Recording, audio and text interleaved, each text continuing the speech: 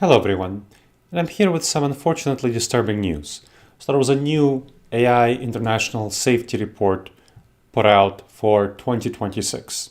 This is a highly credible report that involves top policymakers and researchers looking at AI safety risks per year. So they had a 2025 version, they had a earlier version, and they're comparing what happened over this past year. So what happened from 2025 to 2026. And it shows, unfortunately, that AI risks over this time have been growing rather than decreasing.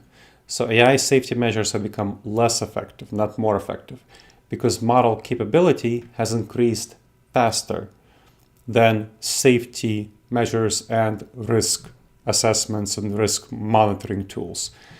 Real-world visibility into misuse is growing much more slowly as models become more capable of doing real-world tasks. There are plenty of situations where associations really need to be thinking about this. They're attractive targets. They have member directories, other confidential information that attackers would like to access.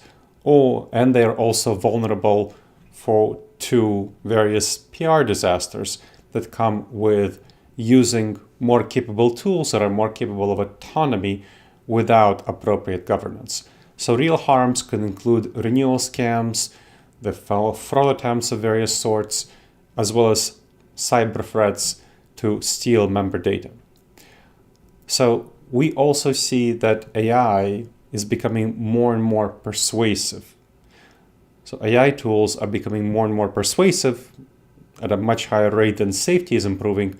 So campaigns can distort understanding of ethics, of safety, of standards, and that threatens associations with conversations where members can be persuaded to believe something that's not true. So you need to protect your workflows with verified policies and good governance, implementing stepped-up approval controls for any changes in finance, and train volunteers on issues like voice cloning, and of course your staff as well, on issues like voice cloning and meeting spoofing tactics. Another thing to think about is more agentic AI tools. So when you talk about agentic AI tools, it's different than simple intelligence, where you ask it to complete a task and it completes a task. An agentic tool has a more complex goal to accomplish certain projects. You give it a goal to accomplish projects, and it can take actions in the real world to accomplish those things. And so we're seeing AI tools being more and more capable of accomplishing successfully longer term, more complex tasks, longer ranging tasks with success. And that's great for effectiveness and efficiency. And I very much praise that as someone who helps associations adopt AI. But that also means that there's more possibilities for the tools to go off track, for there to be prompt injection attacks on these tools, for there to be cyber threats to these tools, or for the tools themselves to make mistakes without human supervision because they're taking more and more steps autonomously, which is what you want. You want them to take steps autonomously.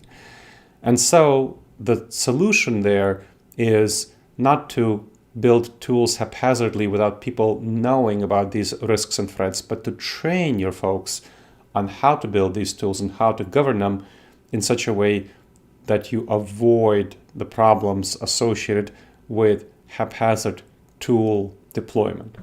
So you want to treat every AI integration as a privileged access point and make sure that you don't have automations that bypass your policies. Another thing to think about is open models. Open models are increasingly prevalent, and some associations are considering using them because they are cheaper to use, but open models have much weaker safety capabilities, and it's much easier to jailbreak them. So you really want to avoid using open models.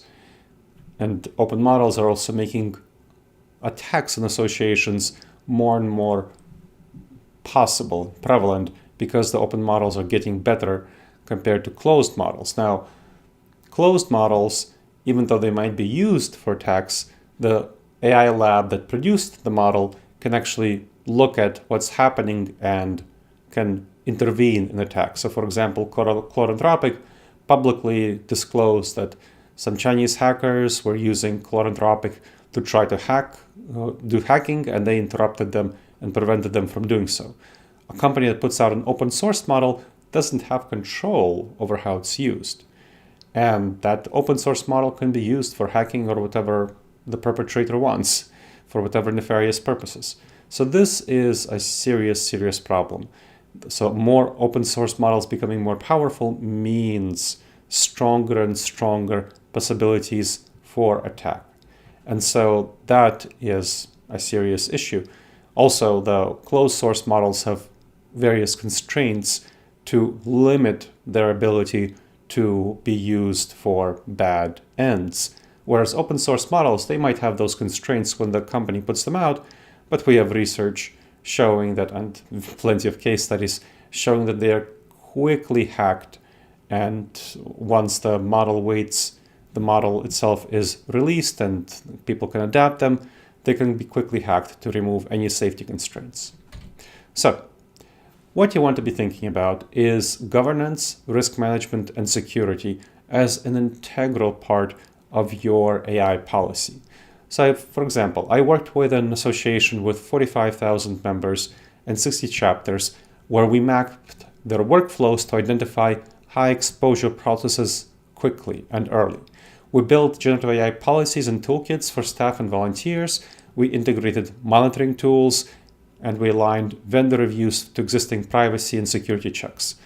So staff ability to manage the security definitely quickly improved, and the leadership gained measurable visibility into member-facing work and AI tools in general. So that's the kind of attitude you want to have. Really focus on security because you can't be left behind. AI adoption is integral. AI is making associations more and more efficient and more effective. But if you're not taking care of security, you have more vulnerability.